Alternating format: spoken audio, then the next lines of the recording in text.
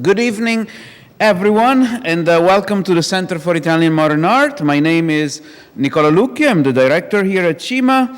And for those of you who join us for the first time, and I believe it's a certain number of you, welcome. And let me tell you something about this center. We are a nonprofit research and exhibition center established in 2013 by art historian and curator Laura Mattioli, with a mission to foster knowledge, appreciation, and dialogue around modern and contemporary Italian art in an international context.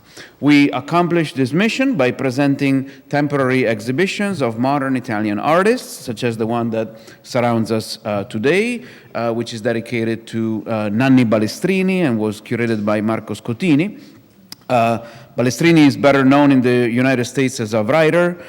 His books are translated and published by Verso Books, but in the 60s and 70s, he was very involved with visual poetry, with the world of experimental music, and with the left-wing politics of the era, especially the student movement and the workers' movement that characterized political activism in Italy during the 1970s. Alongside each exhibition, we run a fellowship program for doctoral and postdoctoral students in art history, Italian studies, and related disciplines.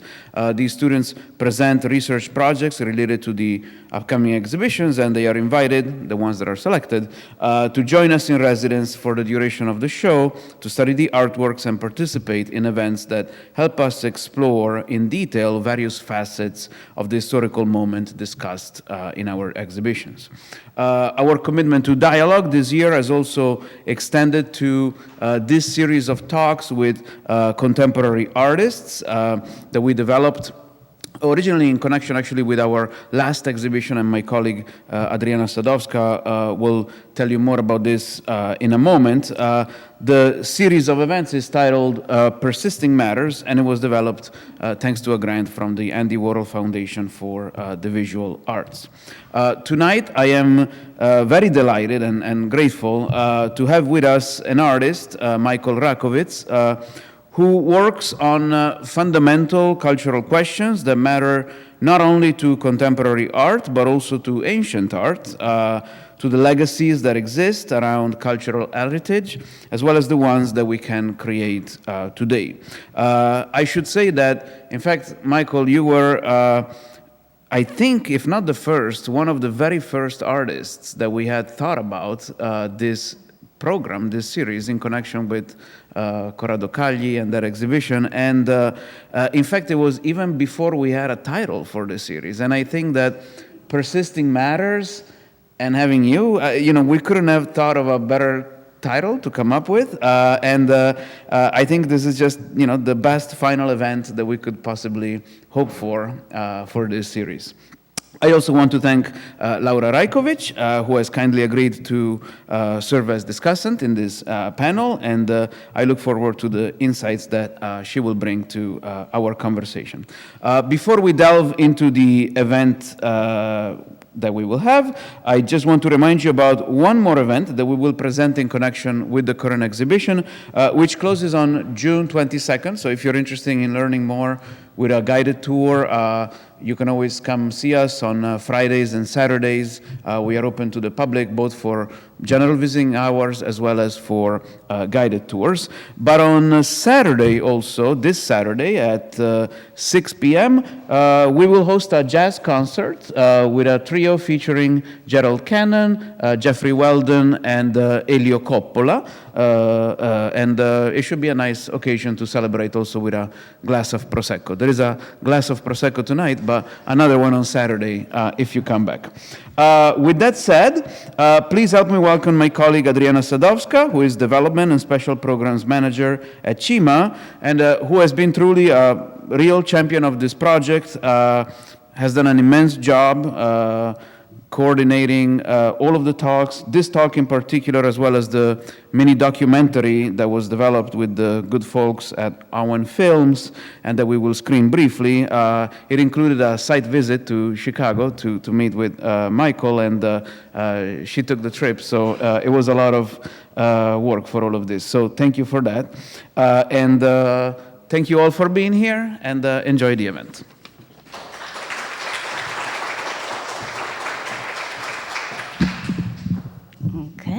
Great, thank you, Nicola, and thank you, Michael and Laura, for being here.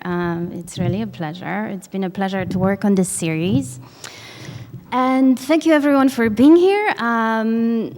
Welcome. My name is Adriana Sadowska. I am the Development and Special Projects Manager here at CIMA. A significant part of my work is conceptualizing and developing grant proposals in the relation to material that we present here at CIMA. And Persisting Matters is one of those projects. In 2023, I curated a series of talks with contemporary artists together with my colleague Nicola in relation to Corrado Calgi exhibition that we presented here. The title was Transatlantic Bridges, Corrado Calgi, 1938 to 1948.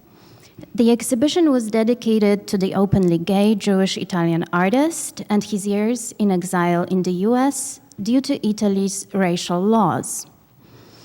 Calgi saw his practice as an instrument of resistance and critique to power in times of displacement and trauma. Questions of gender, racism, political oppression, and resilience through art and community practices were central to his work. Considering how relevant these themes are today, we have developed, with the support of a grant from the Andy Warhol Foundation for the Visual Arts, a series of conversations between contemporary artists, scholars, curators, and the public, looking at how art practices today engage with these subjects. By inviting diverse artists who embrace multifaceted experimental practices, the talks highlight how each artist approaches the themes in their individual context. So far, the series has featured 7 artists: Hilary Harkness, Leslie Hewitt, Sheila Pepe, Kambui Olujimi, Tammy Rubin, Juan Sanchez, and Bea Scacia. The recordings of these talks are available on CIMA's website, and I hope you will take a look. And now it is my pleasure to welcome Michael Rakowitz and curator Laura Raicovich. We will start with a screening of a short documentary about Michael's practice, produced for this occasion with our colleagues from Owen Films, who are here with us today. Over there, and you're welcome to talk to them later at the reception that we will have. The screening will be followed by a panel discussion and a Q&A, and then please join us for a glass of Prosecco in the kitchen and we can continue this conversation. And let me introduce our guests today and speakers. Michael Rakowitz is an Iraqi-American artist working at the intersection of problem-solving and troublemaking. His work has appeared in venues worldwide, including, among others, Documenta 13, PS1, MoMA, Mass MoCA, Castello di Rivoli, Museo di Arte Contemporanea, and Palais de Tokyo. He has had solo projects and exhibitions with Creative Time, Tate Modern in London, the Wellen Museum of Art, and MCA Chicago, among others.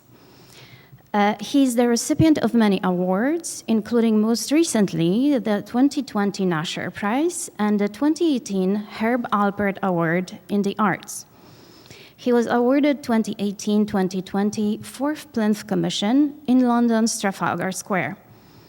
From 2019 to 2020, a survey of Rakowitz's work traveled from Whitechapel Gallery in London to Castello di Rivoli Museo di Arte Contemporanea in Turin to the Jameel Art Center in Dubai. He was recently granted a commission for a public project on the topic of archaeology and migration flows for the municipality of The Hague. He lives and works in Chicago. Laura Raicovich is a New York City-based writer and curator. Her recent book, Culture Strike, Art and Museums in an Age of Protest, was published by Verso Books. It is also available in Italian now, that I have just learned a few minutes ago, for anyone who would like to read it in Italian. So with a group of artists, musicians, and culture workers, Raicovich opened the Francis Kite Club, a public social club in New York City's East Village, in 2023. She is editor and curator of Proto-Dispatch, a digital publication featuring artists' takes on the local and global conditions that make their work necessary. She initiated the forum with Mari Spirito and Proto Cinema in 2022. In 2020, Raicovich co-founded Urban Front, a transcontinental consultancy addressing the challenges facing cities through a hyperlocal, progressive, cultural, and activist lens. Prior to these projects, Raicovich served as a director of the Queen's Museum and interim director of the Leslie Lohman Museum of Art. She was a Rockefeller Foundation Fellow at the Bellagio Center and a Tremaine Curatorial Fellow for Journalism at Hyperallergic. And with this, let's watch the film.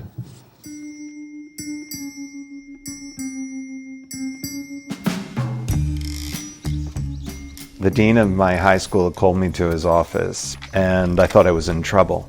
But he said that he had seen a drawing of mine in the annual student art exhibition, and he asked if I would be interested in doing an apprenticeship with him over the summer, that he was a stone carver. And I was fascinated.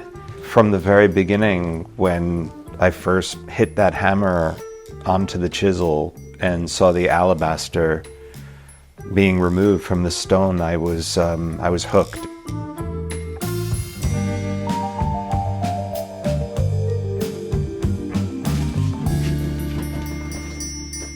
This is sort of organized. I would say my artistic practice has changed with every day that has passed. I've become increasingly comfortable with calling myself a sculptor. One of the things that I really love is teaching.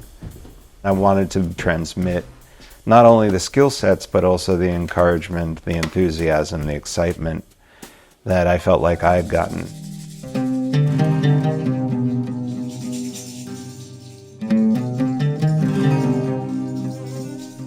If I think about the work that I do, there's always a way in which the external pressures of the world inform what it is that I'm working with.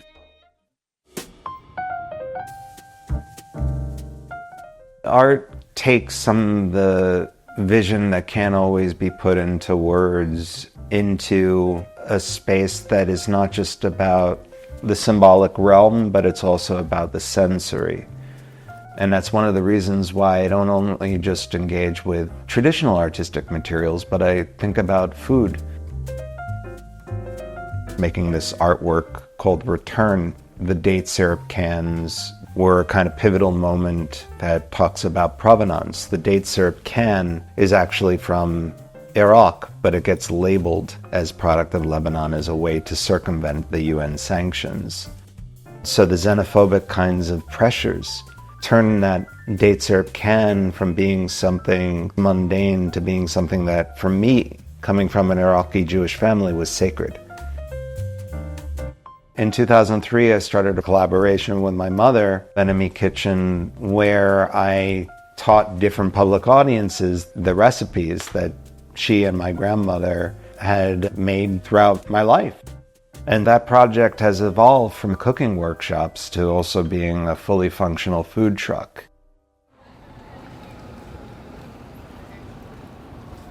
The Invisible Enemy Should Not Exist focuses on the destruction of Mesopotamian cultural heritage in the midst of the Iraq War and in its aftermath.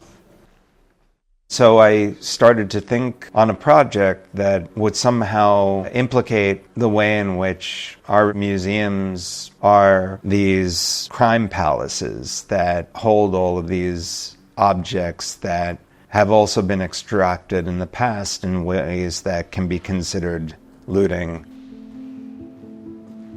This project has moved in a direction where it's ongoing, but it's also grown to, unfortunately, include the sites of places targeted by ISIS. So this piece is actually born out of a collaboration with the Institute for the Study of Ancient Cultures. My studio and I, we reappear the reliefs that were destroyed, but we also reappear the gaps that were left behind to show that this is a disappearance that in fact began in 1849 with the excavations of these reliefs going to museums elsewhere. And so what it does is it puts the viewer into the position of an Iraqi so that you can see what was destroyed, but you can also see the gaps and the fragments that Iraqis have had to look at their culture through for all of these years. So it's a palimpsest of these different moments of removal. And so some of the wrappers that you see here run a large range of different kinds of products that are on tables and in the kitchens of people in the diaspora, whether they come from Iraq, from Syria, from Palestine. It's a lot of detail work, and it takes many different pairs of hands. And so I've been very lucky to work with the team that I'm working with all these years. What we did with this particular piece, we reunited this work with the head, which happened to be in the collection. We also included this quote from Sheikh Khalid al-Jabouri: "I wasn't as devastated when they, ISIS, destroyed my house or when they killed some of my relatives, because this is life, all of us die. But Nimrud, Khalku, was like a part of our family. This heritage was part of our lives, part of all of Iraq." And so, with these quotes, it deepens our understanding of what cultural heritage means, that it isn't just an artifact of some disconnected past, that the people of Mesopotamia still feel very much connected to these works, and that these are their ancestors.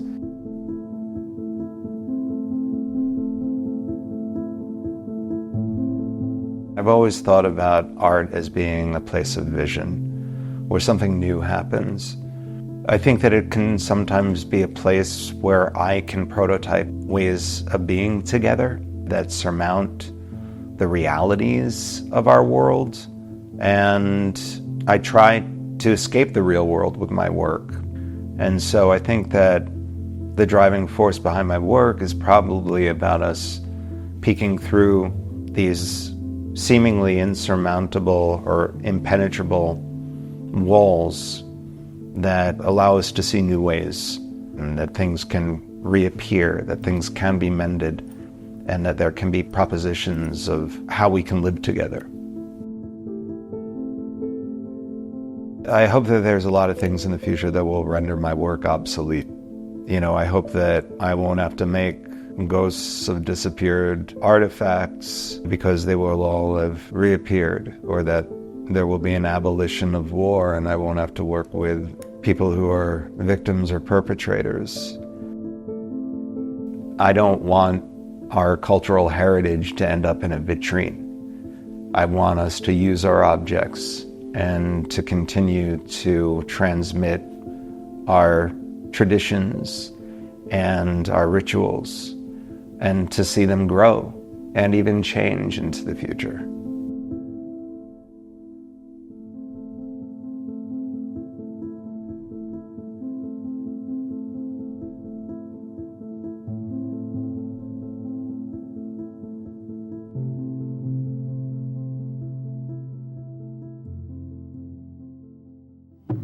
Hi, everyone. I want to thank Isaac Lipskin for putting that video together, for filming. Thanks for coming out to Chicago to do it. This is always really bad for me to see. I hate looking at films of me and hearing my own voice, so I also feel like I achieved something by persisting through it. Yeah. It's okay. We were holding hands. It was fine. Yeah, I knew you were going to make it through. Yeah. It was great. I think it's actually a very apt encapsulation of some of the really amazing work that you've done over these many years. Oh, thank you. Yeah, no, I've never actually been more self-conscious about like how I walk to my studio than that day. But yeah, thank you again. Thank you, Laura, for being here tonight. I've been such an admirer of you as a curator, as a writer, as a human being. We have last names that are like twins, Rakowitz and Raicovich. One of my friends came in and said, I'll always be showing up to talks by the law offices of Rakowitz and Raicovich. And the craziest thing is that we also grew up like 3 miles from each other. Yeah. Yeah. Did you go to Great Neck North? I went to Great Neck North, yeah. I went to Roslyn High School. We both grew up on the North Shore of Long Island, not so very far from here, but we both survived, I think, in ways that at least I'm proud of. Yeah, no, for sure. And I want to also just thank you for all the work that you've done over the years and the steadfastness and the stances you've taken. It's not been easy, and you've always been somebody who, as I've found myself in the midst of difficult situations, you're reaching out to check on me and to talk through things with me has always been very welcome. So thank you. Thank you, Michael. And, likewise, I think we share a lot of desires for this world and the ways that we've always connected around wanting to create space that we can imagine the world differently than it is, that we can use the things that we know about to enter that space of the imagination. The way that your work for me consistently brings that space into my life is something that I'm really grateful for. So thank you for inviting me, and thank Chima and Adriana for making this all possible, because I think, sometimes there are people in your life who you'd love to be in public conversation with, and it just doesn't happen for one reason or another, and now it's happening, and this is great. Michael, maybe we should start by you talking a little bit more about your work, and then we can get into some of the more sprawling questions, because I think when Michael and I get together and talk, whether it's on the phone for 10 minutes, just to check in and say hi, or when we get to see each other in person, we always very quickly end up kind of leaping into different parts of our collective universes. But I want to maintain some of the focus on the work, because I think it's really exciting, and it's always an exciting starting point for me. For sure. No, thank you. Well, I figured we'd start with this image that made an appearance in the video, and it's usually the starting point for a lot of my talks, and this is my grandfather, who's in the suit with his family in Baghdad in Iraq in the 1920s, and they're standing in front of this oasis of date palms, but the family is so large that they extend beyond the borders of the backdrop. And my grandfather, had an import-export company in Iraq that he operated up until the family was forced to leave during the Farhud, which was the violent dispossession of Iraq's Jews, which happened in 1941. And he was heartbroken to leave. My mom's family has always identified as not just Babylonian Jews, not just Iraqi Jews, but as Arab Jews. And so that culture was something that they brought with them. And when I look at this photo in its damaged state, it's hard not to think about, the way in which they had to leave that place. And while nobody took a knife to this photo, it bears the stress of movement from place to place until they finally found a home. And that home was the place that my brothers and I were raised in. And I always joke that my grandparents were like the first installation artists that I ever met, because everything that was in that house, it was very immersive. So what was on the walls was very often from Iraq. What was on the floors was from Iraq. What was coming out of the stereo during family weddings was from Iraq, and what was coming out of the kitchen was most definitely from Iraq. And so, you know, long before Rachel Whiteread had cast a house in concrete, my grandmother had done it with Iraqi Baharat spice mix. And so this is, for me, one of those things that's always omnipresent in the work. So I just want to run through this project really quickly. These are the images that, that prompted the project, The Invisible Enemy Should Not Exist. These are images from April 11th, 2003. They're images of an emptied out museum, and they're images of the Iraq Museum in the aftermath of the looting that happened as a result of the US-led invasion. Where did you find those images? They were published on the, the Institute for the Study of Ancient Cultures, which was at that time called the Oriental Institute at the University of Chicago. And they've had the oldest relationship with the Iraq Museum since it was founded. And so they put up a database in the immediate aftermath of the looting that was meant to not only educate the world on how much human cultural patrimony had just been disappeared, but also to dissuade collectors who buy Mesopotamian artifacts on the gray or the black market, and to let them be able to do side-by-side comparisons with things they may be offered to know whether or not they were getting something that had been trafficked out of Iraq. And so this is a project that, that I showed at Jane Lombard Gallery in New York in 2007 when I first made the work, and it made me kind of understand also like the points of intersection between the contemporary art market and also the ancient art market. And that very often you'll have people who will be very excited to tell you about the work of the contemporary artists that they're collecting, but then when you go into the room and where they have an African mask, they don't want to tell you where they got it from.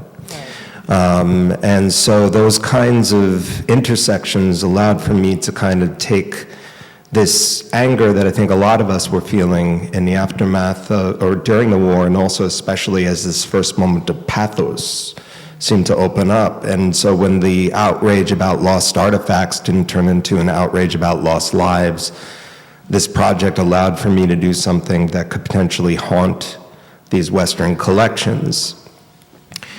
And so as the project has evolved, as I said in the video, to not only focus on the Iraq Museum, but also on the archaeological sites that were destroyed by ISIS.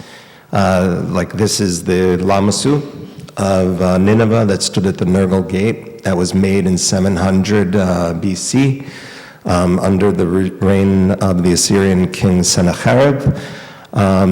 This work was then destroyed and reduced to pebbles.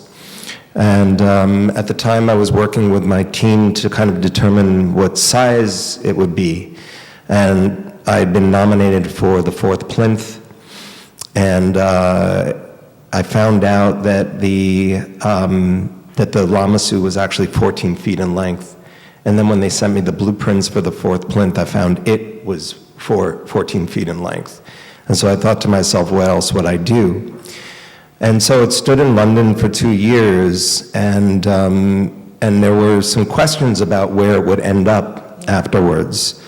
And I had always somehow fantasized about it going to Iraq.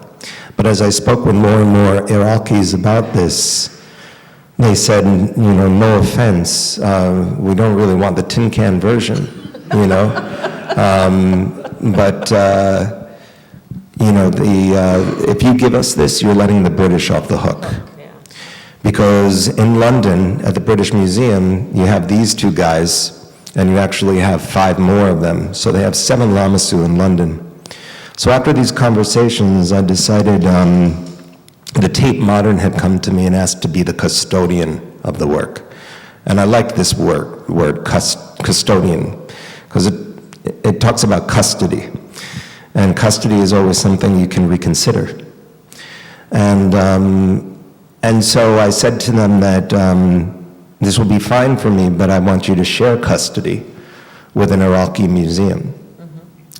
And I want this object that is a diasporic object made out of these date syrup cans to more or less mimic, the movement of Iraqis who are very often not able to stay and have to go back to places where they've fled to. And also to raise this question about where an artwork belongs and who belongs to an artwork. And so it's a diasporic object with wings, and so I thought we should use those wings. But then I said, the Tate Modern also gets its money from the same place that the British Museum gets its money from, and that's the British government. And so as I thought more and more about what the Iraqis had mentioned about the extraction of these objects into places like the British Museum, I thought to myself, well, wouldn't it be great if we could create conditions where one museum could annoy another? And so I thought I had this informal agreement with the Tate Modern that they would pressure the British Museum to return the object. And one of the Lamassu, they have 8 Lamassu in London. They can get rid of give one They could give one, right? And when I wrote to the British Museum about this, I ended up with an email back from them, from the person who was the keeper of the Middle East. That's what they call them, the keeper of the Middle East. And he said, it's really interesting what you're trying to do. I just want to say that we're very proud of the fact that we've allowed digital archaeologists to come in, who make all the 3D reproductions, and they come in and they scan our Lamassu, and then they print them out, and they have the perfect patina. They look exactly like the ones in the British Museum, but they're hollow. And they said, and then we sent those to the University of Mosul. And I thought to myself, So you keep the hollow one. yeah. I thought to myself, where is the dignity in all of this? There isn't. Right? They could close, right? They could close for a day and switch it out and nobody would fucking know. And so then there was somebody from The Guardian who was doing an article about where are the fourth plinth objects now.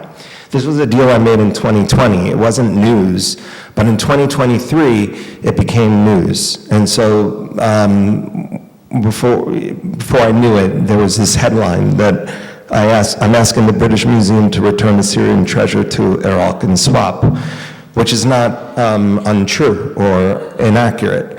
But then it was like the press really kind of went with it in directions that I thought was really kind of crazy. And so good old Art Forum, the paper of record or the magazine of record, decided to print this article. And they actually say in this article that Tate is said to be in private talks with the British Museum regarding the exchange as well. The offer will be laid before Ahmed Fakak, Iraq's new Minister of Culture, next month during a planned tour of the British Museum.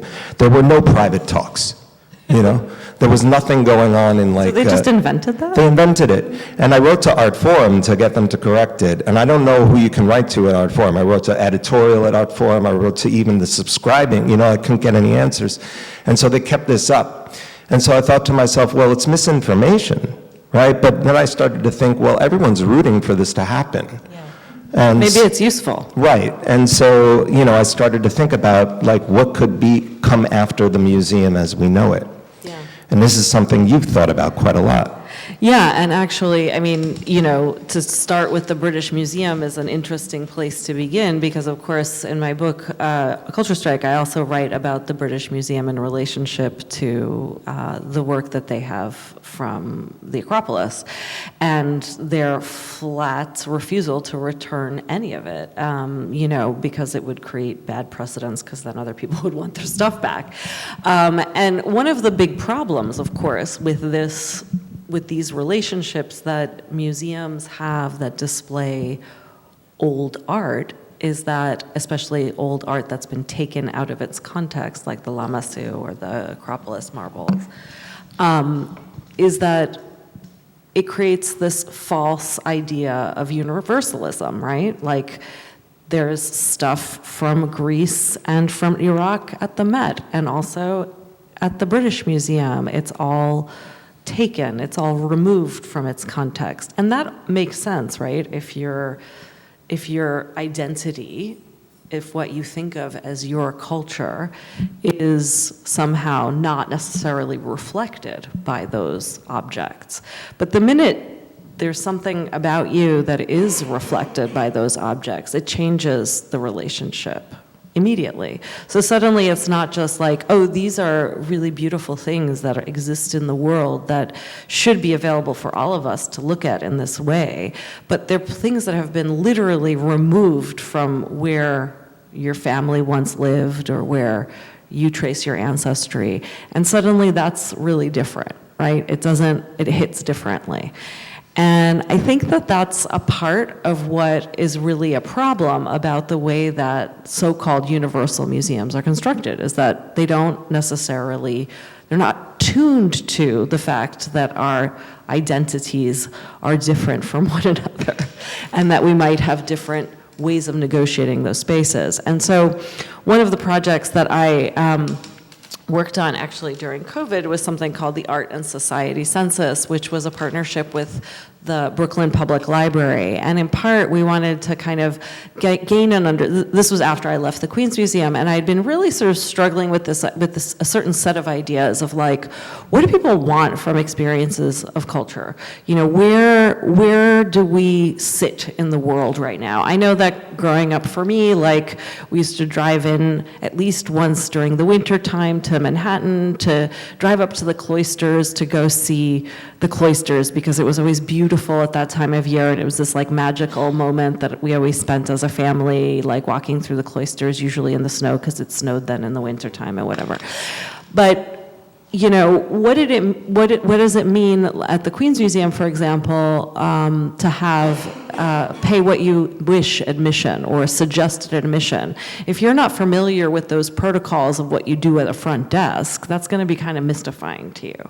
If English isn't your first language, and so like pay what you wish or suggested admission is lost on you, you know, that's creates another sort of stressful speed bump at the entry point of the museum. So the idea was to create a survey with a whole cohort of really interesting and cool people who did a lot of beautiful things in community and art, community art spaces.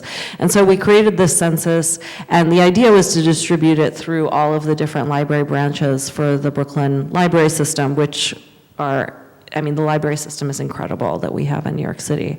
Of course, that didn't happen exactly as we had planned because COVID hit, and so we had to be working digitally or in the ether. But we did, over time, convene a group of really incredible human beings who volunteered to show up every week for 2-hour workshops for 5 weeks and kind of take the results of the survey that kind of identified different elements of what people wanted out of cultural experience, and really contemplate that and contemplate how to intervene in the way that art and culture is presented largely through our major institutions. And so they came up with this collective project that engaged about 150 people with something that we decided to call the Proclamation on Art and Life. And you can look this up on the Brooklyn Public Library's website, and it's really wonderful. It kind of talks about, I mean, really the two main things that came out of the whole exercise, which I really kind of believe in and really stick to in whenever I think about like what people want and need from cultural experience. And that is, one, people, and they're somewhat contradictory, but in an interesting way, right? So people generally want to see themselves reflected in some way, like some aspect of my life. I want to feel seen in some way in cultural experience. And then I also want to be challenged in some way not necessarily in the same cultural experience, but those are the two things that most people want out of cultural life. And it really made me think about my experiences in the museum kind of in a slightly different way. When I was the director of the Queens Museum, I organized an exhibition of Mel Chin's work, and Mel is an extraordinary artist, and this is an image from his survey that took over the entire Queens Museum as well as Times Square. It was on the New York City subways. We restored a piece that he had done for the Broadway Lafayette subway station, et cetera. But this was a very cool piece that was made specifically for the museum, and it's a fashion show of, this is how it was realized at the museum, through a fashion show of garments that were created by actually collecting thousands and thousands of water bottles that were still being used in Michigan because the water remained undrinkable, and this was years after the crisis had initiated, and people were still couldn't use the water that came out of their taps. And so we collected thousands and thousands of plastic bottles. They were recycled into fabric, and the fabric was then actually made into clothing. And the reason this was relevant to us at the Queens Museum was that we had a model that had been part of the museum's collection since practically, since the get-go, since before the get-go.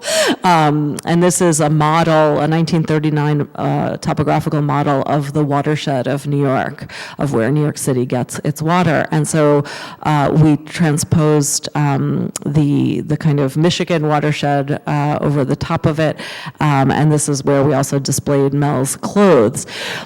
But, these are objects in a museum, and I just talk about this as a way to talk about how different this is from, say, understanding the Lamassu in the middle of of the British Museum, encountering that. This is like a very different type of museum.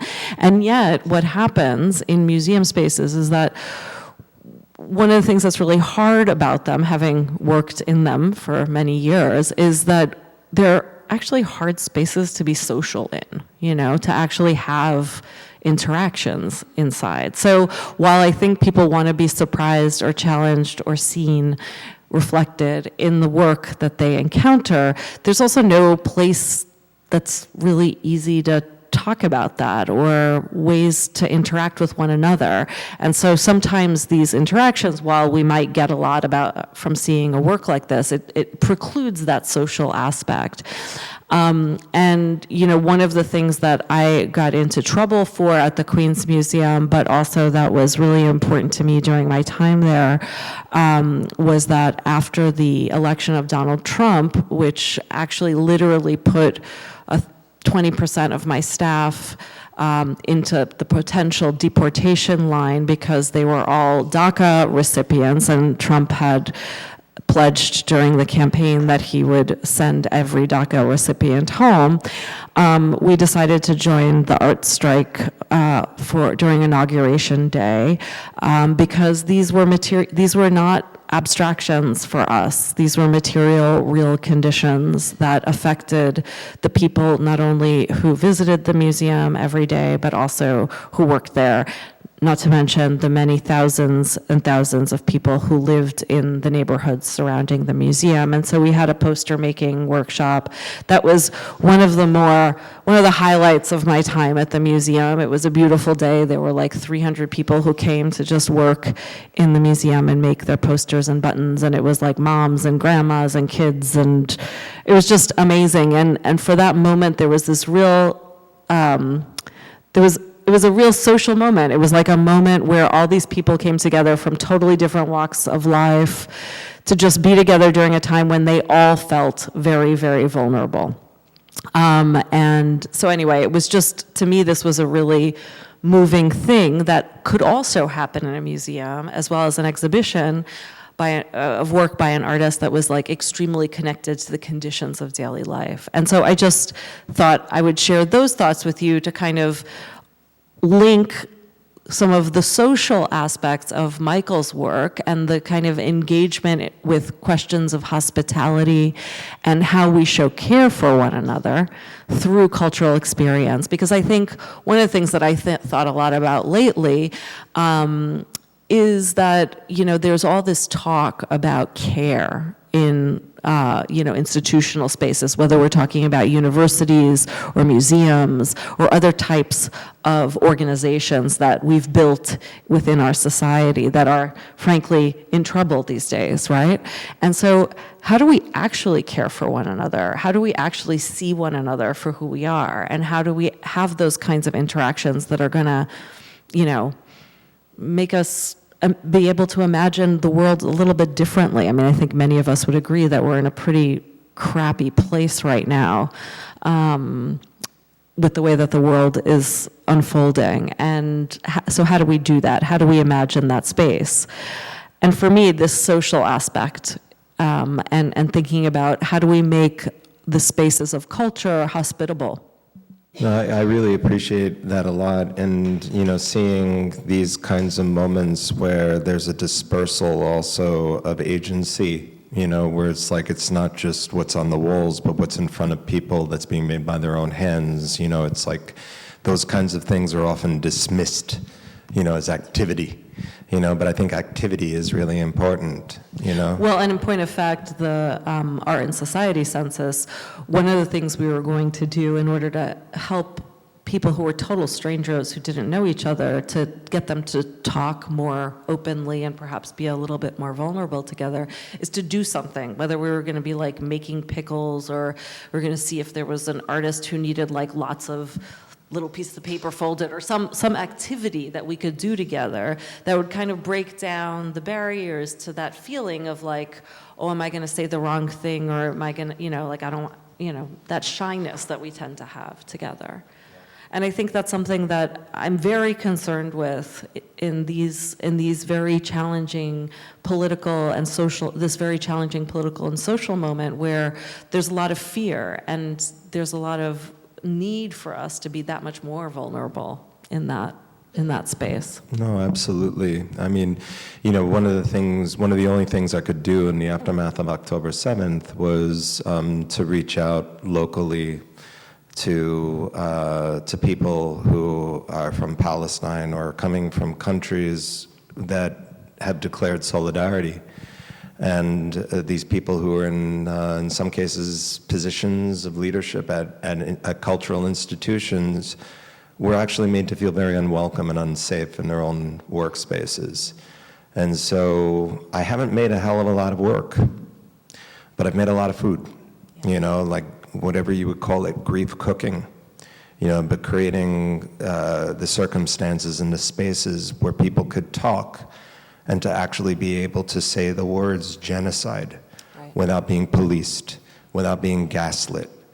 And so those spaces, I think, do disappear when we start to see how power operates at these institutional levels. It's often the first thing that goes away, right? Because the minute that you have some aspect of suspicion or, suddenly people stop being willing to have that kind of vulnerable feeling together.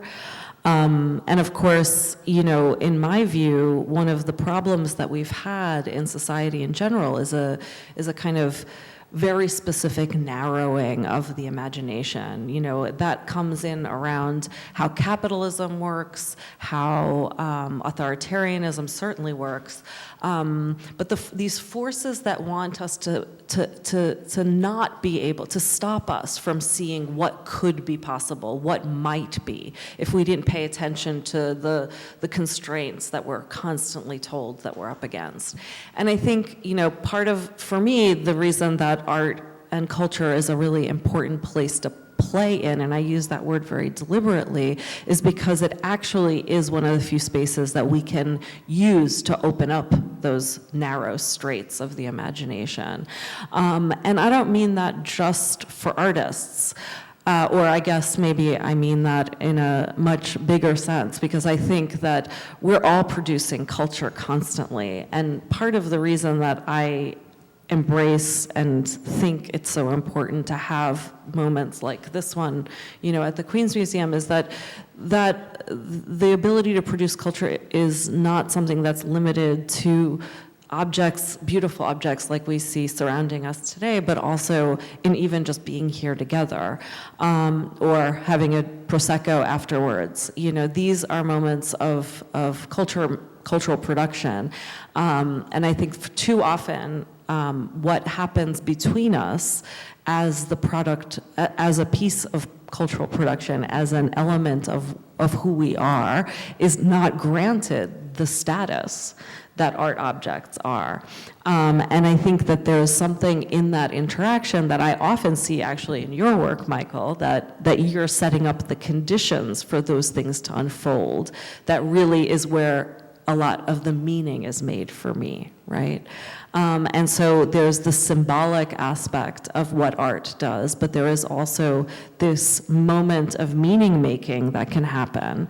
And maybe you can talk a little bit about that in some of your projects that have related to cultural production through like this social moment. Yeah, well, one of my teachers in a program that I went to in public art, Dennis Adams, once said that he believes in a public art that enlists its audience in the collaboration of making meaning.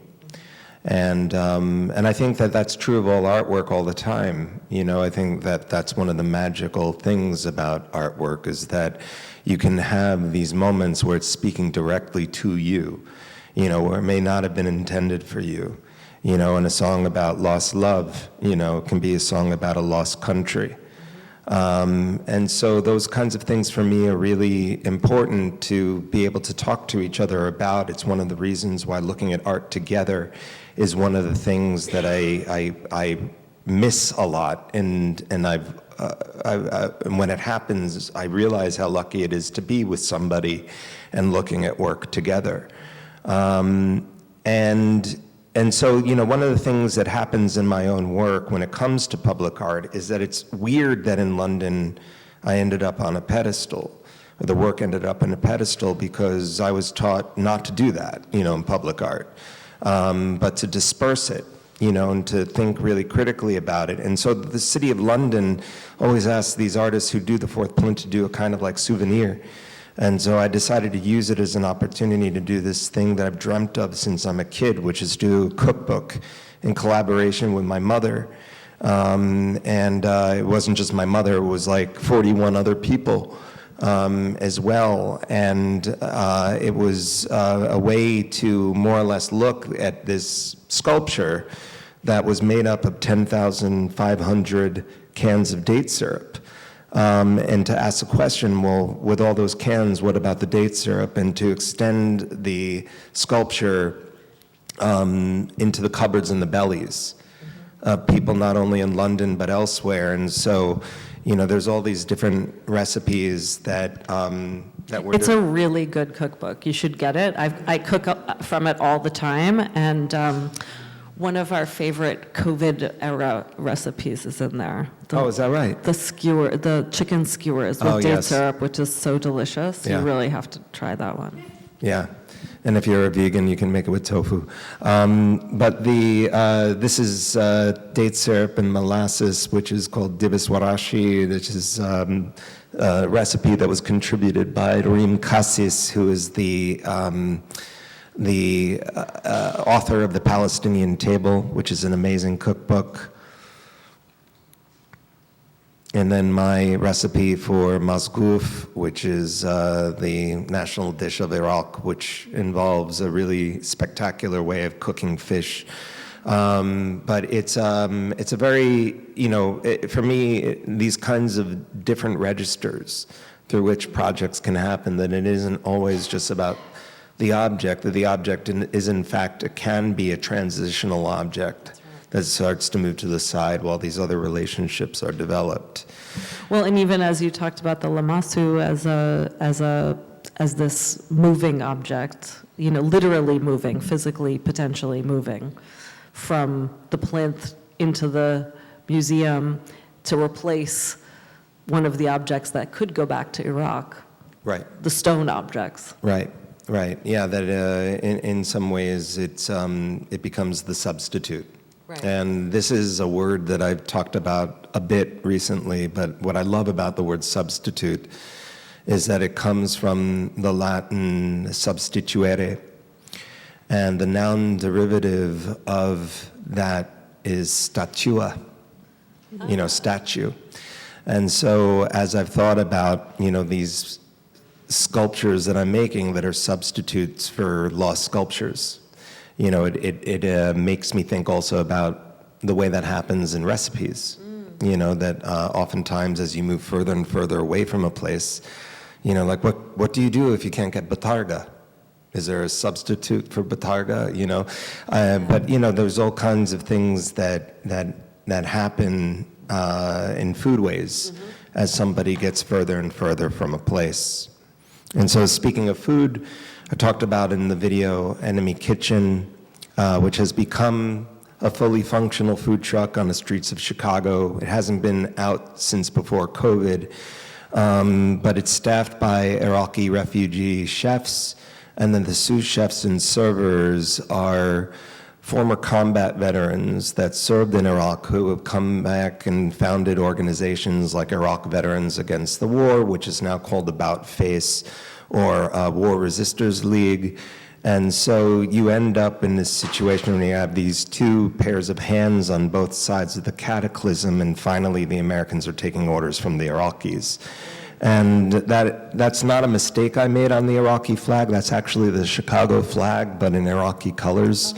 And so that's become a kind of unofficial flag of the Iraqi diaspora community there. And it began, as a collaboration with my mother, where in the lead up to the war in 2003, we started to cook these different small public workshops on how to cook the food, to create another space that wasn't just protest, but a way for the sensory to engage with the place that was not going to be narrated in the context of oil and war, and would circulate the flavors and the sweetness from a place that doesn't necessarily get matched with those kinds of things. And so this was with students at the Hudson Guild Community Center in New York. And the genesis really was in 1991, in January, sitting there as a 16-year-old at the dinner table and watching the first Gulf War erupt on television. And these were the first real-time images of Iraq that my brothers and I ever saw. And my mother saw how this was happening and realized that we were watching the place that my grandparents fled to, destroying the place that they fled from. And so she quickly got our attention away from the television, and she said, "Do you know that there's no Iraqi restaurants in New York?" And I thought it was like the riddle from the Sphinx, It was like, my mother's a good enough cook, she could open up an Iraqi restaurant. Is that what's going to happen now? But, years later, I realized that she was talking about how Iraqi culture was not visible beyond, the context of conflict. And so at that point, I realized that it was going to be really hard to try to preserve my grandparents' stories about this place that they loved, that they left under a kind of cloud of violence. But for them, when they told us stories about Iraq, it was always about the great things. And so preserving those stories is part of this work in a lot of ways. And just to kind and preserving that reality, because I think, part of what happens when histories get retold and remade is that there are valences and registers that get disappeared, Yeah. right? And so when there are then documentaries about Iraq, well, they're about war. They're not about the culture of Iraq or the history of the Jews in Iraq or the art of Iraq or whatever. It ends up being only in the context also of an American imperialist invasion. above and beyond all of the really obvious things, that there are actual real people who live there and are trying to live a life. And that you, as a person who's descended from people who lived there, have a relationship to that life very specifically. And so I think like the distance between life and reality becomes this distended, and the same way that our imaginations get narrowed about what's possible, we can't imagine what being Iraqi means outside of a very, very narrow and prescriptive definition, right? That in mainstream culture. And so what I love about Enemy Kitchen is that not only does it address that head on, but it also like reconfigures the power relations within that. Yeah, and you know the way that the truck moves through Chicago is, you know, in Chicago there's the highest density of military academies than anywhere else in the country, and so you have all these ROTC programs at high schools throughout the city. And so, you know, one of the things you're not allowed to do in Chicago with a food truck is you can't like park within 200 feet of a restaurant kitchen or 7-Eleven, and so there's not a lot of places you can go. And so one of the places we would go would be outside of those high schools, and so we would park like a dangerous ice cream truck, where these kids who were coming out of their military training would engage with not only Iraqis, but also with former soldiers who told them the truth. You know, so that was one of the things that was really important from the standpoint of like truth-telling, you know, within the work as well. And one of the other things that I just thought would be nice to mention is that, you know, when the Iraq War veterans and the refugees make a kufta or a kebab, there's a skewer and you have the meat on the skewer. And they started to do this thing in the kitchen where one of the Iraqis would put their hand and form the meat with their fist, and then a veteran would put their hand on top of it. And like this. yeah, and so it was like these kebab sculptures, you know, going into the body, like this weird communion. And it made me think more about being intentional with the tools we were using. And so here you see me with this jambia knife. And the person who made me this jambia knife was Haidar Syed Muhsin. And he is a master metal worker. And in the 1990s, he was visited by the Iraqi government, who asked him to become the personal sword maker of Saddam Hussein. And it wasn't really asking, you know, he couldn't refuse. And so after the war, one of the things that he did is he went back to making these projects that he really wanted to make, which was to like do the beautiful metal work on the doors of the mosques and things like that. And so I was able to get in touch with him, and I told him what I was doing with Enemy Kitchen, and so he made me a jambia knife to gut the fish from the mazgoof and everything. And so here you have the hands that make the tools that are involved with the hands that are making the food. And Was he working in Baghdad still? No, well, he's now back in Baghdad. He was in Cairo at the time that he made the knife for me, because he had fled after the U.S. invasion. And, you know, this knife for me was this nice knife of atonement, because Haidar's jambia knife, the first time I'd seen a jambia knife was in this photo that circulates quite a lot in the Iraqi Jewish community, which is of the Farhud, you know, the violent dispossession. And so it was so nice to not only, you know, we talked about this in email, he was talking about how he liked that he was making a kitchen knife. And, you know, I liked the fact that I was seeing this knife outside of this context of a photo which represents one moment in a very long and very beautiful history that did involve coexistence, you know. So that's that project.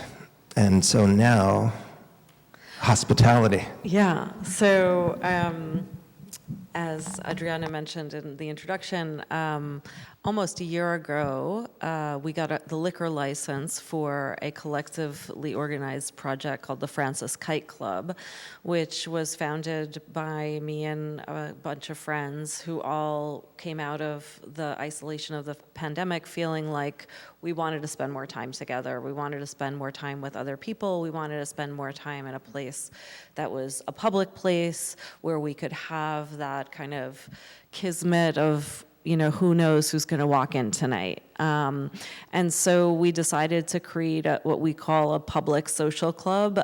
It's really just a bar. And you're all invited to come by after we have Prosecco here. Michael and I and anyone else who wants to join us can come by the Francis Kite Club, where we're going to continue to drink and maybe have some pizza and stuff. But the idea was basically to create a space that didn't have those kind of questions about what do you do when you get there? How do you enter a bar? Like most people, you know, understand that when it's a bar, you just walk in and sit down and you order a drink. You can order non-alcoholic drinks. We've got some really great options too. But the important thing was that it be affordable. You know, you can get a beer for $5, which is not really that typical in New York City. And let me tell you, we're like surviving even with having beer for $5. So I can tell you that you can really make a shit ton of money in New York if you're selling drinks. And, you know, we have like a really nice glass of natural wine for $11. Like it's, you know, and I'm being very explicit about that because it's meant to be hospitable on every level. And I also come from an Italian-American family, in spite of my last name not sounding very Italian.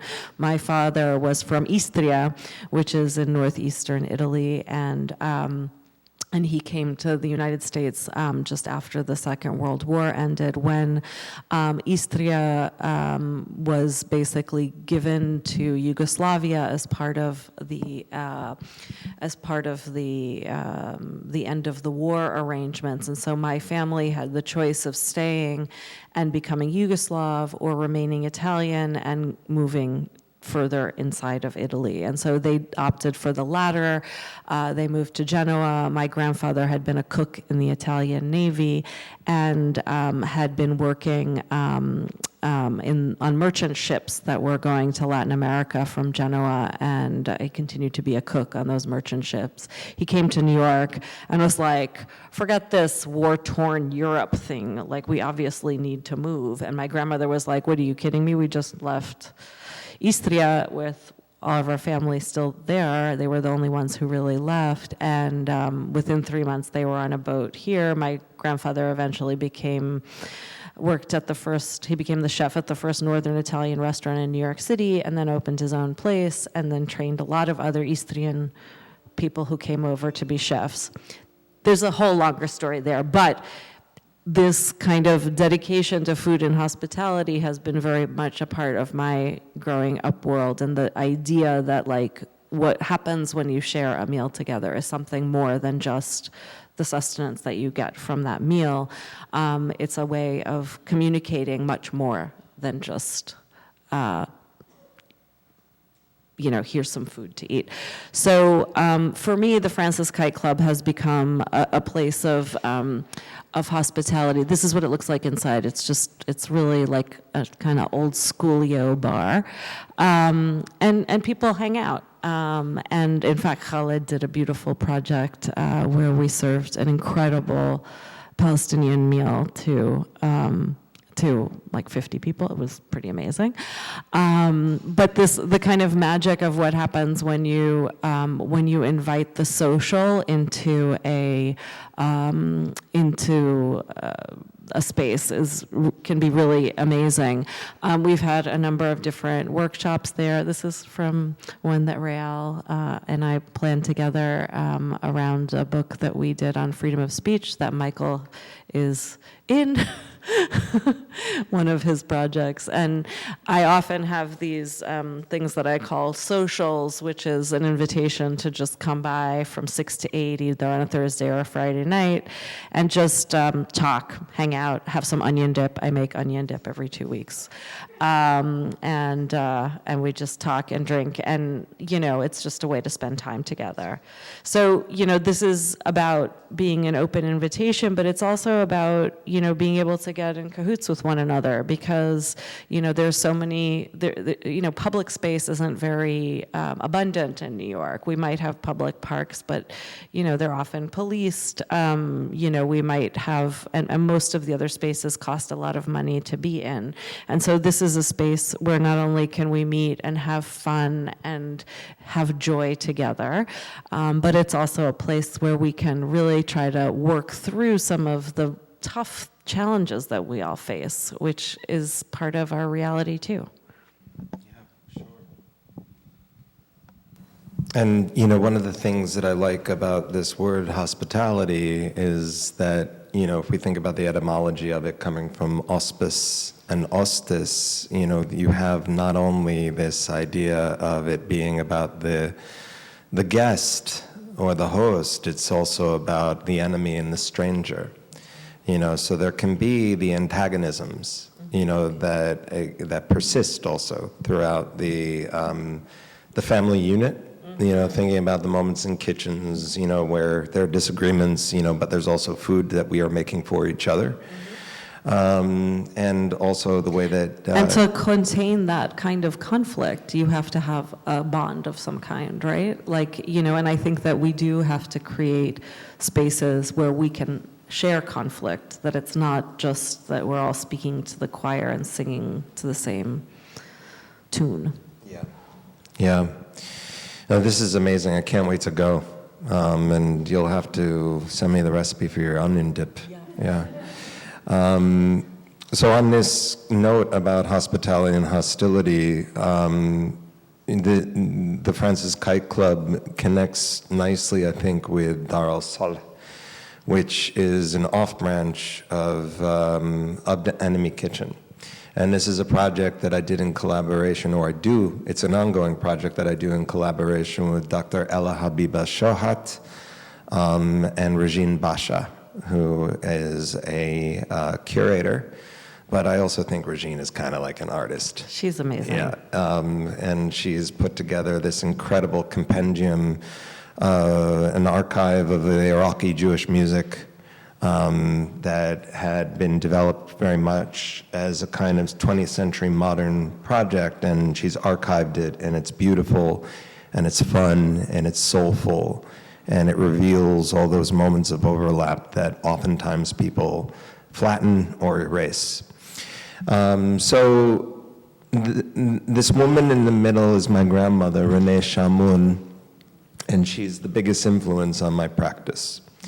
To our left is her sister Marcel, and to our right is her sister-in-law Leonie, and this is a picture from Baghdad in around the 1930s.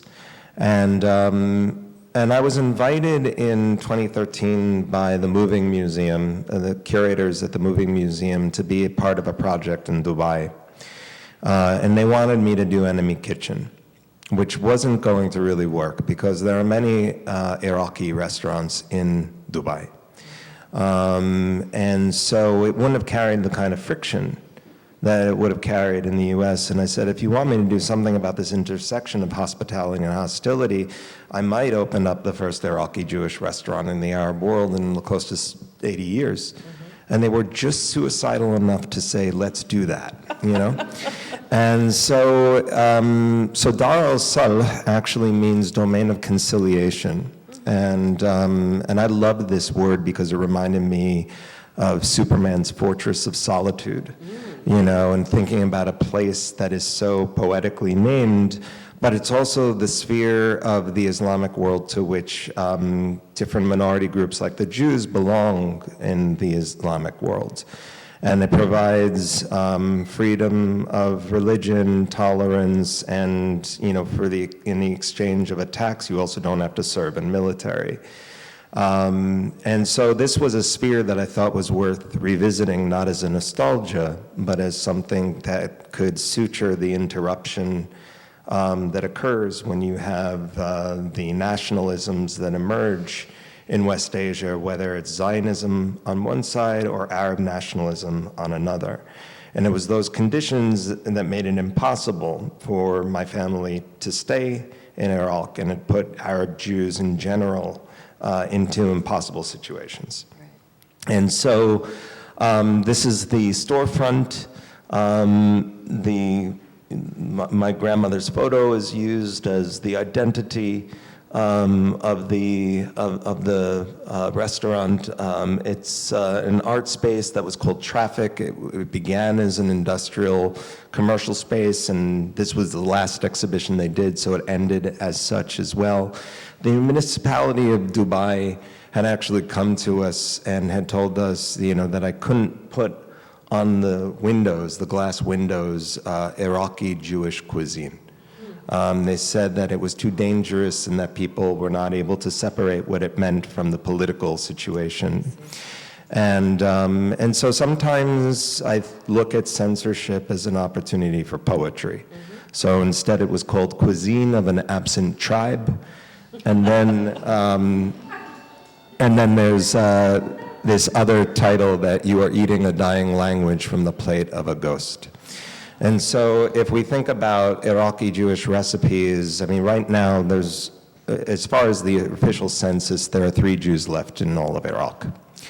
But the recipes, what's interesting is that Iraqi Jewish cooking is in and of itself another kind, we make all these constructs with culture, that these were very much shared recipes, and oftentimes when it comes to Jewish foodways, you start to see the real differences around the food that's cooked on Shabbat, on the Sabbath, because then you have to start a fire on the stove before sundown, and you leave things to slow cook.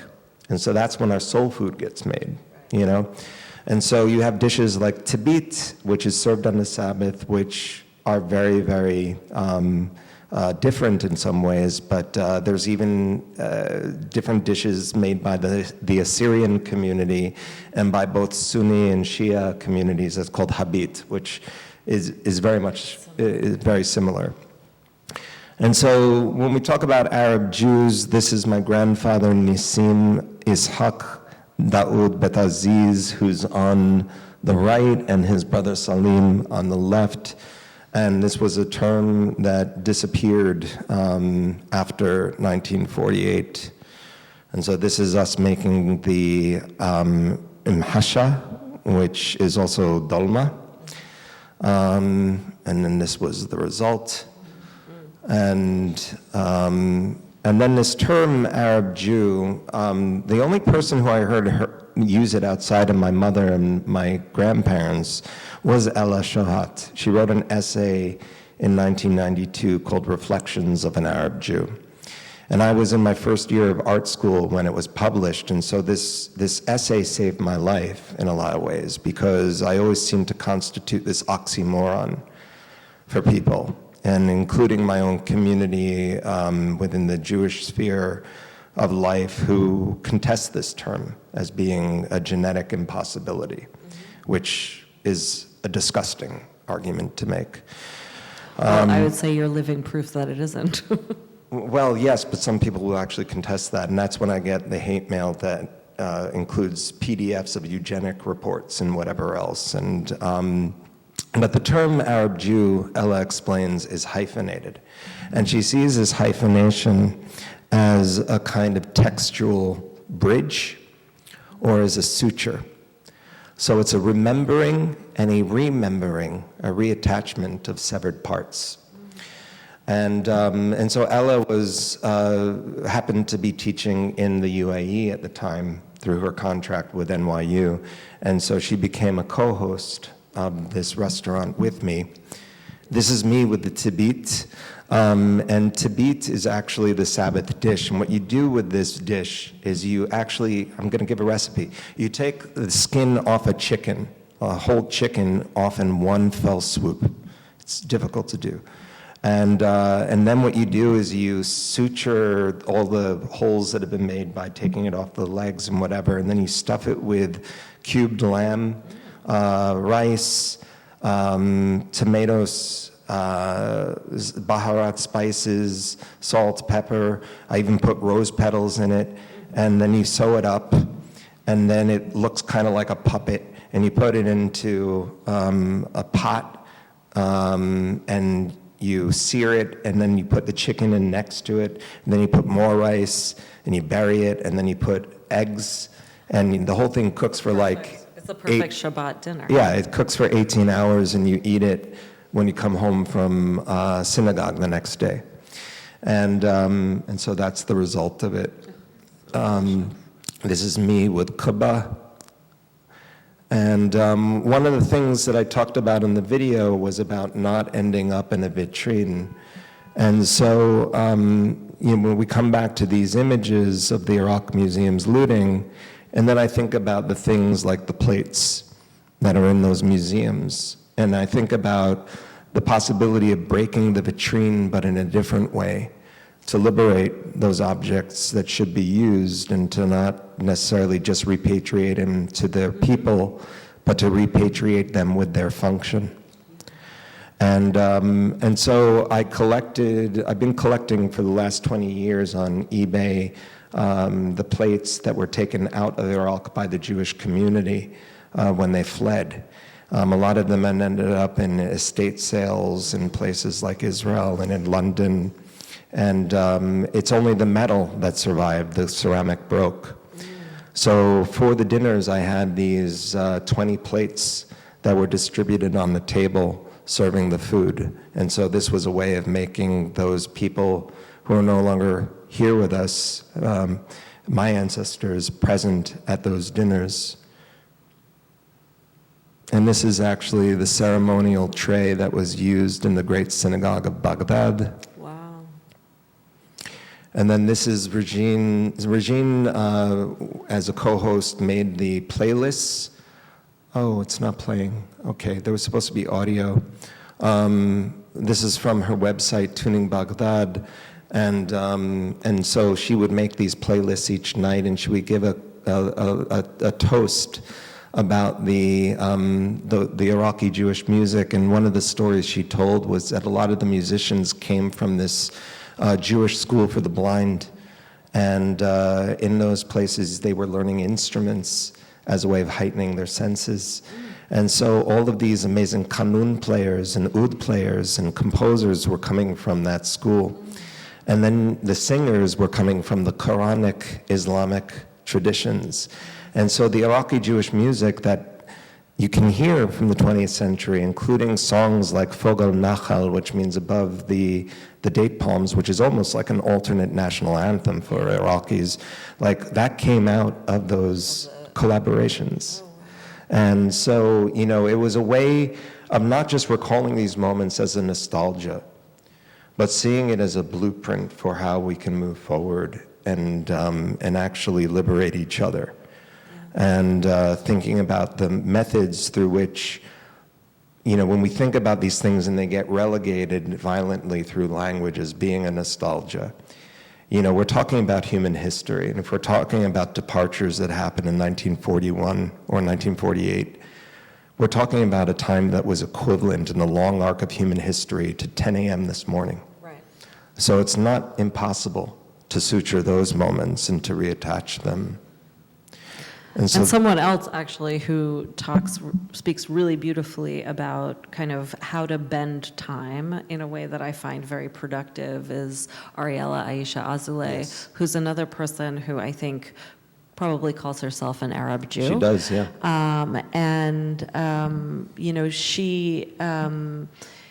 She wrote a book called Potential History that for me it came out in 2019, and it's been one of the most foundational books to me ever since I first read it.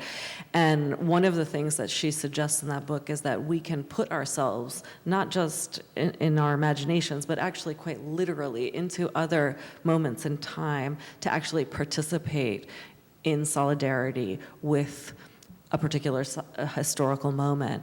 And one of the beautiful things that she talks about in that book that relates, I think, very strongly to what Michael is talking about in relationship to how you reframe the past as a way to kind of make a way for the future or for our present, is that she recalls a moment where she is at the archives of the American Red Cross in Switzerland, and they tell her that she may reproduce photographs from the archive, but they have to be accompanied by the caption that they provide, which is a very these captions are super anodyne, and so what she's looking at is material from 1947, from the Nakba, and she sees one photograph in particular of two young British officers who seem to have some paperwork in their hands, and they're talking to a Palestinian man who's sort of standing there, an older man. He has a walking stick, and he's kind of like in this sort of defiant pose. And the caption is something really anodyne, like two British officers and a Palestinian man hanging out in the street, like it's clear that something far more profound is happening in this image. And she's frustrated by this stupid rule that they have. And so what she decides to do is print the image with the caption in her book, and then she traces the image and she writes her own caption, and she prints on the book her image, which is a tracing of the image that's below it. And what she says is that she thinks about herself and she places herself, not just in her imagination, but she literally places herself beside the Palestinian man to support him in his resistance to what's happening in the image. And to me, this is such a beautiful way of encapsulating the possibility of what we can do when we look at the past in a way that is radically anti-nostalgic, but that also captures the feeling and the moment of the past times. And this is something I think is super related to what you're talking about here, and that this methodology is something we can actually use. We can use this in our present. Absolutely, yeah. The one thing I'll say to rescue nostalgia, again, etymology, comes from the Greek nostos and algos, nostos meaning pain, and home, and algos meaning pain, so the pain of going home, it sounds pretty real, That's pretty real. So this is Ella making this beautiful Iraqi Jewish greeting to the people when they came in. This is Ella correcting my mistakes in the kitchen. And then this is the family style seating that we had. And I didn't want to have any old-timey photographs of Baghdad or anything in the restaurant. I wanted the whole place kind of under construction and deconstruction. The one image that we put up was actually given to me by my best friend, the Palestinian artist Emily Jasser. And the photograph she gave me was of the Palestinian militiamen protecting the Magen Abraham Synagogue in downtown Beirut in 1975 during the Civil War. And so I grew up hearing these stories about the Farhud, about the violent dispossession of Iraq's Jews. But what you don't hear enough about is the many, many stories of the Muslim and Christian neighbors who protected their Jewish neighbors. And so this story, this photo for me is those stories.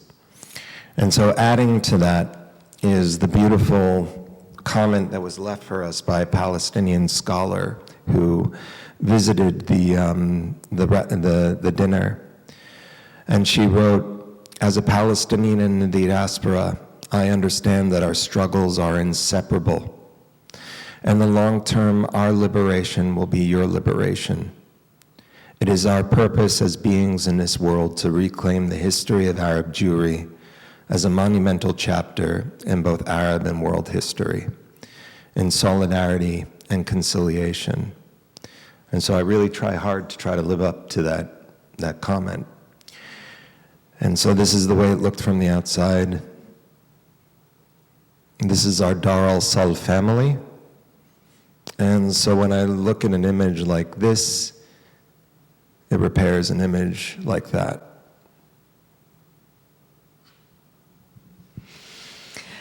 Oh, that was really beautiful, Michael. Thank you.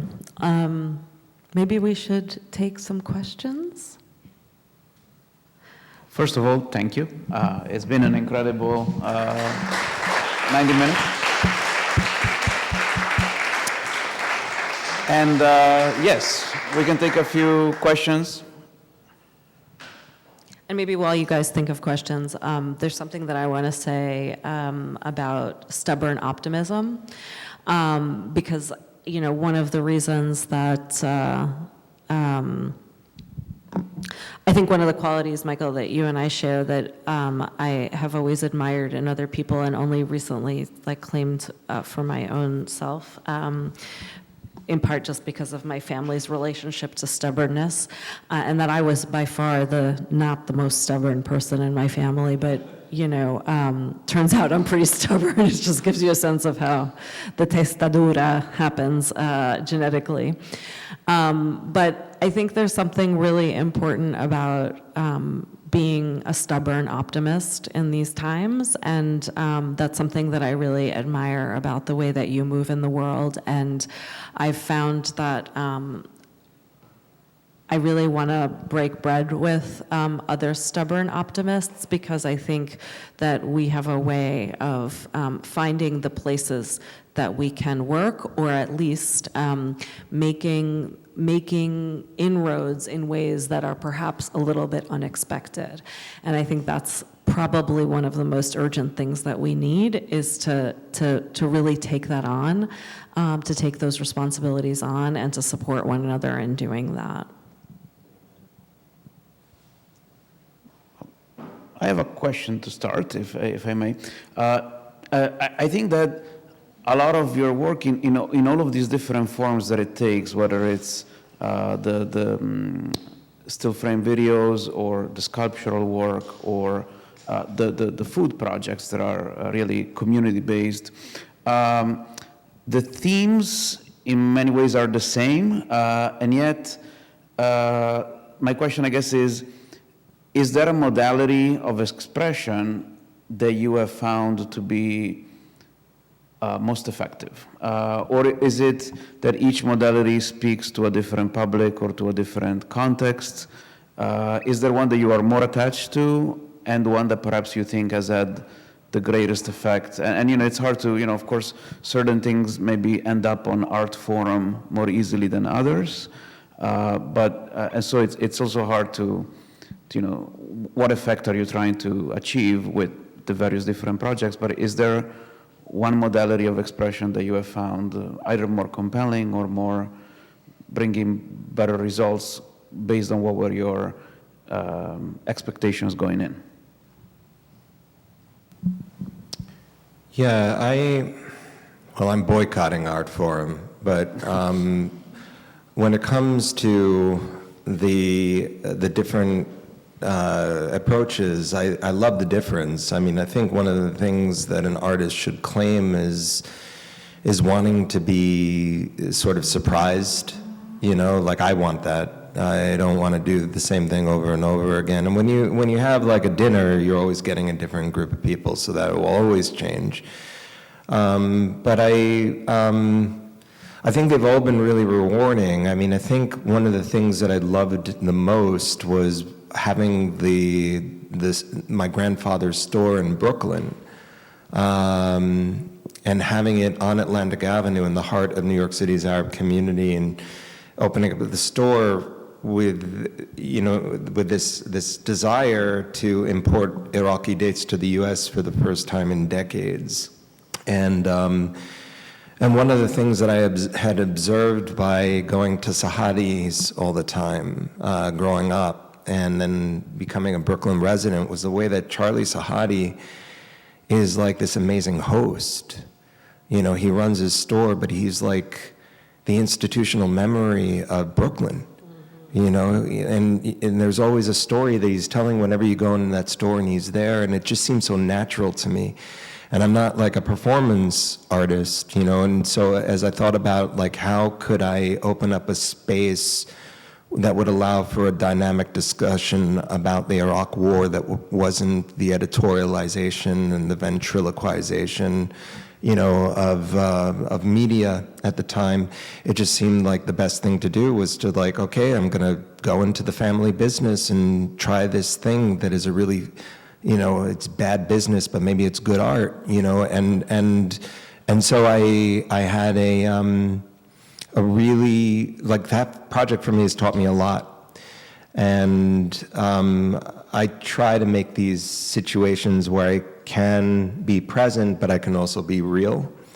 I can do things in ways that feel comfortable. And Carolyn Christoph Bakarjiev, about a year and a half ago, told me, she's like, you just make parties, And so I'm like, oh, sometimes these things do feel like party planning. And my daughter was bat mitzvahed in November of 2022. And my wife was really, really stressed about planning it. And I was like, I've done this so many times in my own work. And it was easy for me to do. But what Carolyn and her husband Cesare Petrusti actually said in Aftermath was, again, like, when I think about like my relationship to etymology of words, I really think it's through Carolyn that I do this dissection of language. But that the word party, coming from participate, but also partire, meaning to divide. And to have those two almost contradictory meanings, together, so in a way, I don't want to say I'm a party planner as an artist, but I do think that there isn't anything bad in saying that I'm going to make a party, so that for me has been really, really rewarding. And I don't know, I guess I'm at this point in my life making art where I just really do love seeing people engage with art. I think that every artwork is an act of social practice. I don't think that it's a term that's segregated into only a certain kind of work. I think that art is a signal that is generated from a soul and from fingers into a world that has eyes upon it, and then thoughts behind those eyes. And that, to me, is something that I try to emphasize even more. And one of the things, I love this exhibition. I mean, Nanni Balestrini has been an important artist for me my whole life, but not my whole life, since grad school. But these collages back here, if I'm not mistaken, Adriana, it's a newspaper that he founded.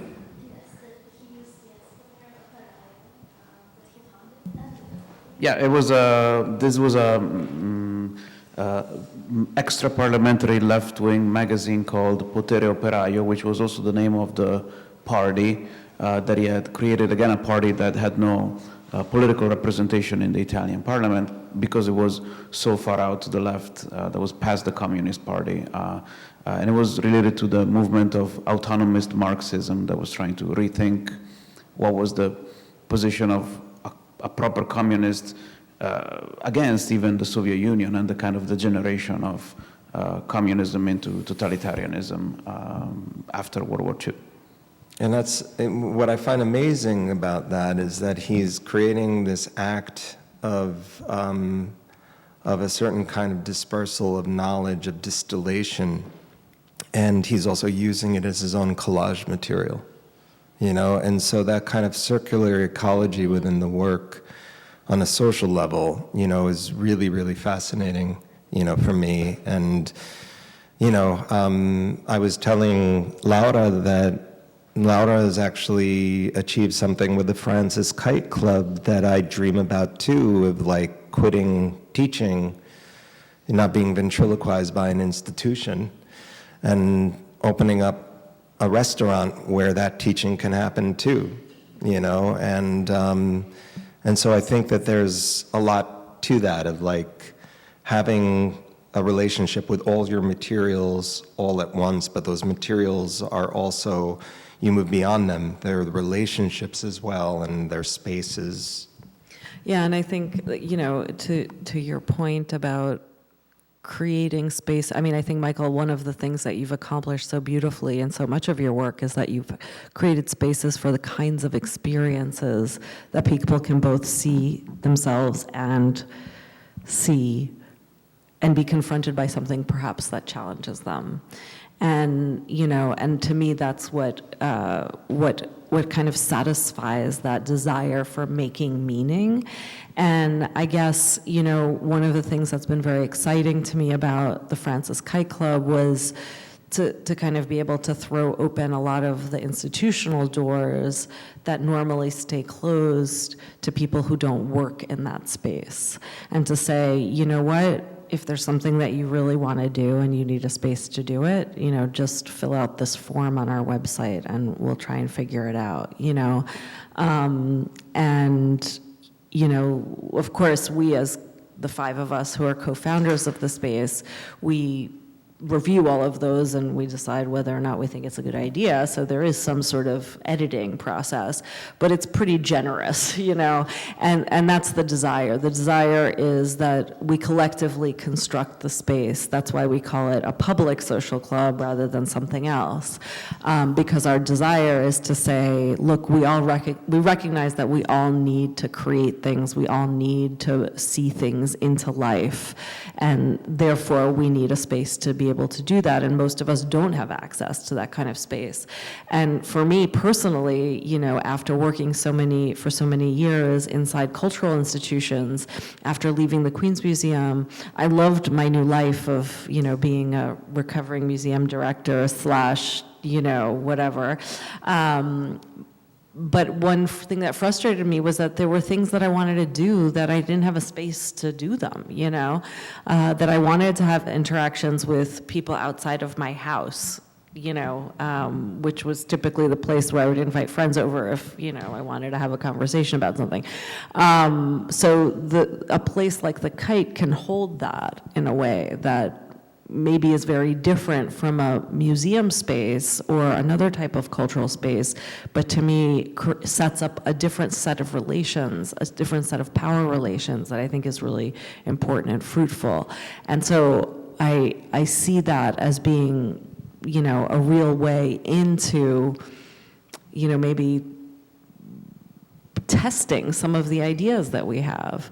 I mean, part of the reason that the cultural sphere is such an important place to experiment in is because it so closely mirrors the power dynamics in the larger society, you know, and if there's something that can be shifted in that zone, you know, it can give us clues about this other space. So, yeah.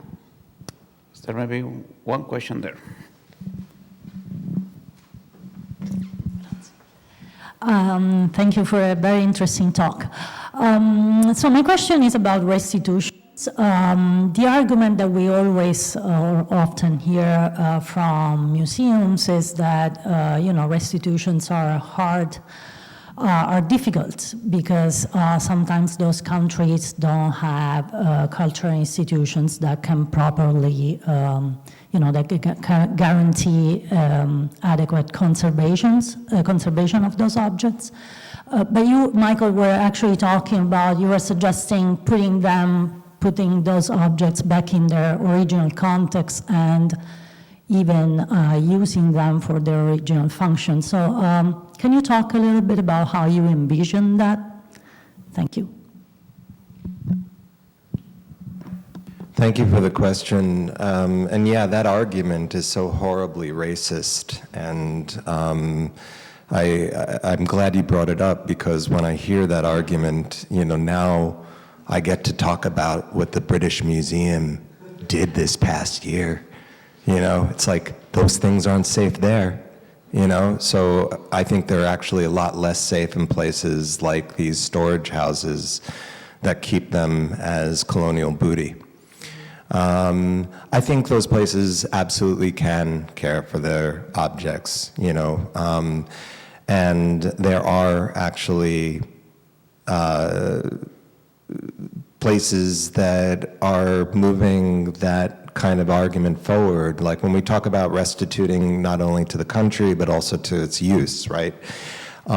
This really incredible artist and activist named Sylviane Jobati from Cameroon did this amazing thing that I learned about. I was at a restitution conference in Ghana this past August, and she started a simple hashtag about this this spiritual object of Ngonso that was in, I believe, a museum in Belgium.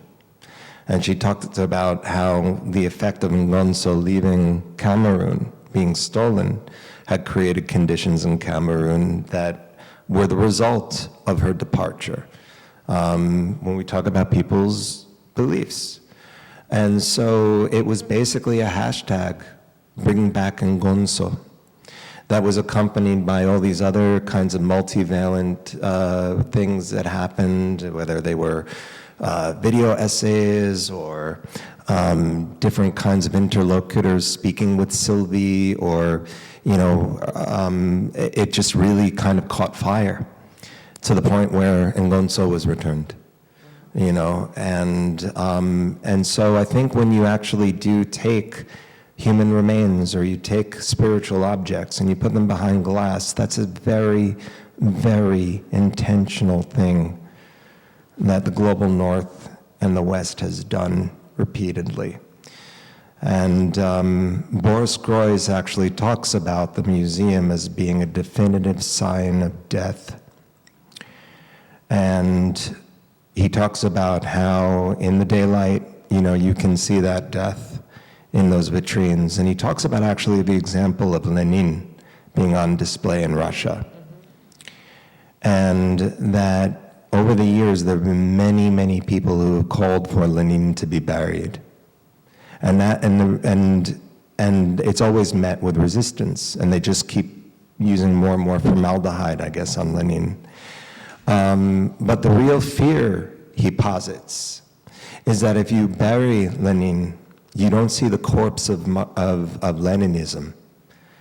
And if you don't see the corpse of Leninism, there's a possibility that it's risen elsewhere. And Leninism could return. And that's why even today, Russia's leaders do not rush to bury him.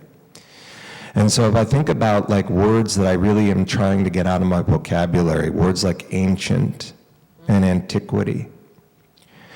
When we talk about ancient Assyria, there are Assyrians who are alive today, and they are an oppressed minority in Mesopotamia. And they should not be separated from their cultural objects from the past. They're part of a vector of time that has reached us now. And there is a relationship. And so when I hear words like this, they're very convenient in separating people from their objects, whether they're spiritual, luxurious, whatever. They need to be returned. Full stop. I don't know what else to tell you. For me, in terms of the way museums have happened in this world, I can't see beyond the fact that the level of care for the object has never, ever been that level of care for the people. And a thought experiment on this would be, in 2015, when ISIS blew up the palace, the Northwest Palace of Kalhu, which that's the Assyrian word for it. We call it Nimrud as well. I guarantee you that when they blew up that palace that had 200 of the 600 reliefs,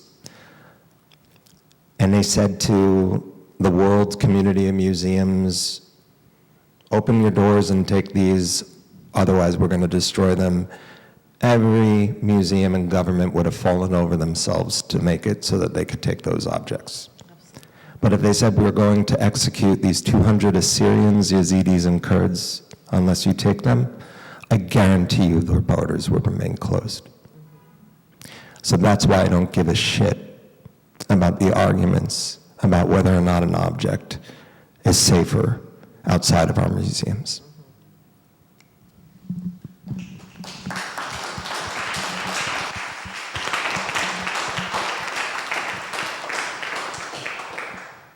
Any more questions? Or on this note, Let's have a drink. which is a complicated note, but we can have a drink. Thank you again, everyone, for being here.